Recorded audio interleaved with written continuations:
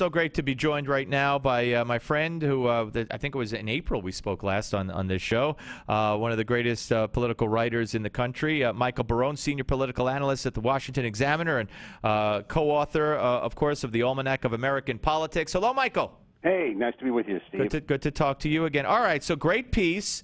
And I hope it's, I hope it happens. I hope it comes to fruition. Your piece that talks about how with the Democrats on their heels, on the defensive, on so many issues, the Republicans have a chance to take back the Senate in 2014. Yeah, have a chance. It's certainly not assured by any means. They're currently behind 54-46, and they're almost certainly going to lose that New Jersey seat that is held by appointee Jeff Chiesa in the October special election. So they got to gain 6 seats for a Senate majority, but I don't think it's out of realm of possibility. And in this piece, I kind of looked at it differently from how a lot of political writers and political conservative writers have been looking at it. They've been looking at, who the Republicans are going to run. Are they going to run candidates that prove to be capable of losing unlosable seats, as they seem to do in 2010 and 2012 in some cases? I looked at it from the point of view of the Democrats' dilemma. You've got these 7 seats where Democratic seats are up in states that were carried by Mitt Romney, plus 4 seats that were target seats in the 2012 presidential election. And that's going to be hard. The Democrats are going to be on the defensive there in a situation where you've got, pretty strong straight-ticket voting habits on the part of people, and where, if anything, the president's standing is a little lower than it was in November 2012. Yeah, and you only have, I believe, one Republican seat in a state where that's up where Barack Obama actually won, correct? That's right. You've got Maine, which Obama won with 56%. The Republican incumbent there, Susan Collins, seems to be very strong with Maine and has won by large margins against pretty strong Democratic candidates in the past. All right, so you do also in the column break down or talk about specific states where you feel that Republicans have the best chance. So why don't you talk a little bit about that? Well, the 2 seats that seem to be most solidly in their corner are South Dakota, 58% Romney, where the Democrats had 2 candidates that they wanted to run, and neither of them decided to run, and where former Governor Mike Brown's Republican is running. That looks pretty good. West Virginia, once a Democratic state, has taken note of Barack Obama's war on coal, and it voted 62% for Mitt Romney, despite a certain lack of cultural similarity between the candidate and the local milieu, as he might call it. Right.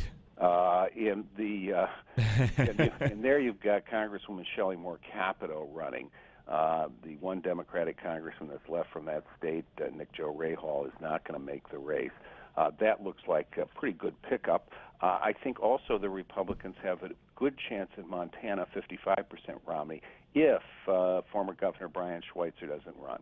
He's a pretty folksy guy. He's got populist stance. He's a big backer of the Keystone Pipeline, which could take some of the oil that's brought up in the Bakken Basin in the northeast Montana. So he's got positions where he can distinguish himself from Obama on the basis of positions he's taken as a state governor. So that's not a sure thing. Right. You don't know whether Mr. Schweitzer is going to run or not. It's interesting when you look at some of the southern states up, you find different strategies being held by the different candidates. Louisiana, 58% Romney. Mary Landrieu, the Democratic candidate who's never won by a big margin, three different times, has taken a position as a backer of Obamacare, as a backer of the president, and I think her strategy seems to be that this is a state with a high black percentage, about 30% of the electorate. That's about the 3rd highest in the country.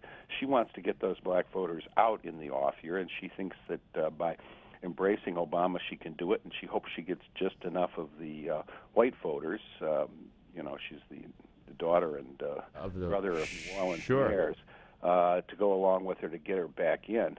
In next door Arkansas, which was 61% Romney, Mark Pryor, whose father was congressman, governor, and senator, has 6 years ago or 5 years ago in 2008, he had no Republican opponent at all.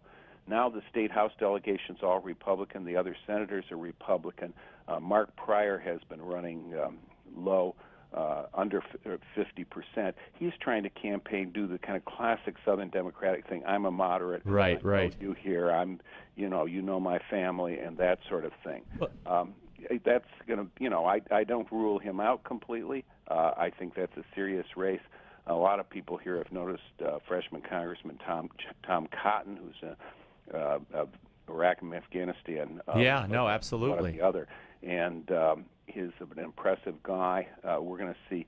Let me ask you a question, Mike, before we run out of time here. And we're talking to Michael Barone of the Washington Examiner here on the Steve Malzberg Show. Sarah Palin now making some noise about possibly running for the Senate in Alaska.